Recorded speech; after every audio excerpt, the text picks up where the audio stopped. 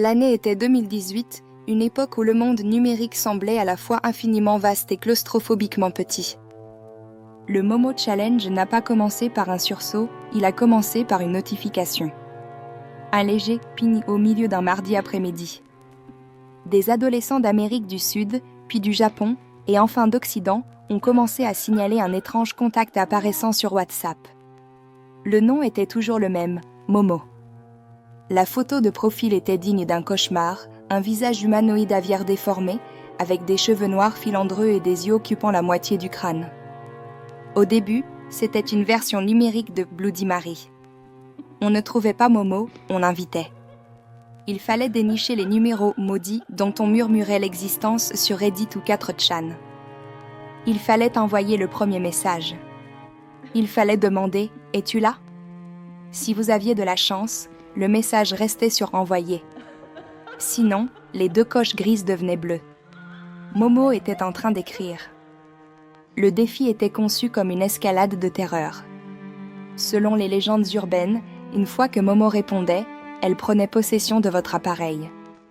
Elle vous envoyait des détails personnels, la couleur de vos rideaux, le nom de votre animal de compagnie, une photo de votre propre porte d'entrée prise depuis la rue pour prouver qu'elle vous surveillait. Les tâches commençaient doucement.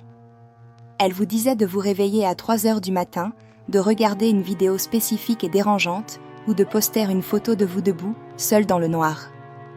Mais au fil des jours, les exigences devenaient sombres.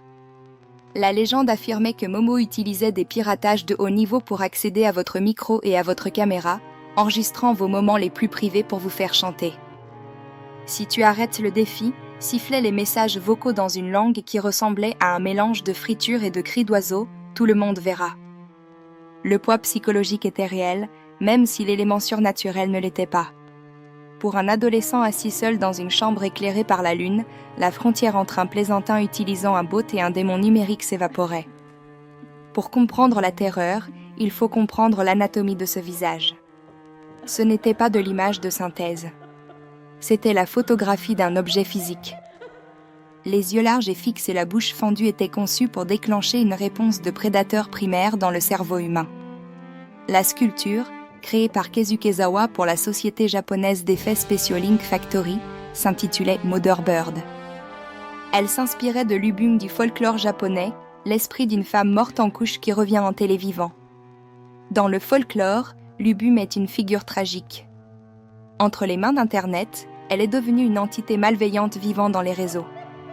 La mère oiseau ne cherchait plus son enfant perdu, elle vous cherchait, vous.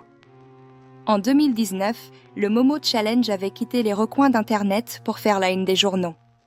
C'est là que l'histoire est passée du conte de fantôme à la panique morale de masse. Les écoles envoyaient des emails frénétiques aux parents. Les services de police au Royaume-Uni et aux États-Unis publiaient des avertissements officiels. YouTube était accusé de cacher des clips de Momo à l'intérieur de vidéos innocentes pour enfants, comme Peppa Pig ou des tutoriels Fortnite. Les parents craignaient que leurs enfants ne soient hypnotisés par une femme oiseau pour commettre des actes d'automutilation. L'atmosphère était lourde de suspicion. Chaque fois qu'un enfant regardait un smartphone, les parents se demandaient si ses yeux globuleux ne l'observaient pas en retour.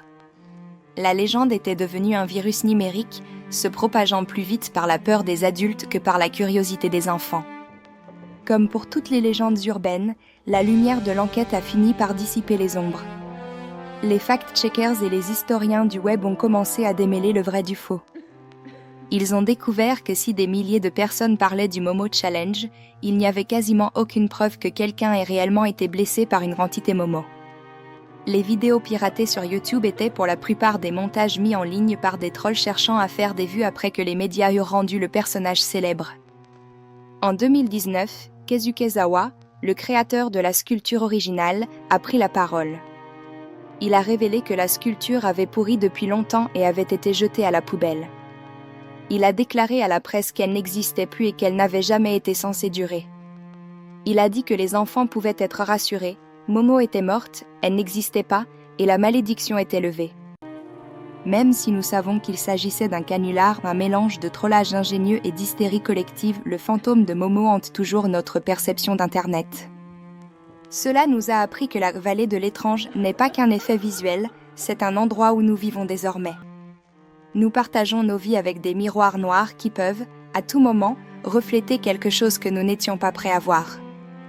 Momo était le visage que nous avons donné à notre peur des algorithmes inconnus, des inconnus derrière les écrans et de la perte de contrôle à l'ère numérique. Aujourd'hui, si vous cherchez les numéros maudits, vous ne trouverez que des comptes supprimés ou des bots automatisés.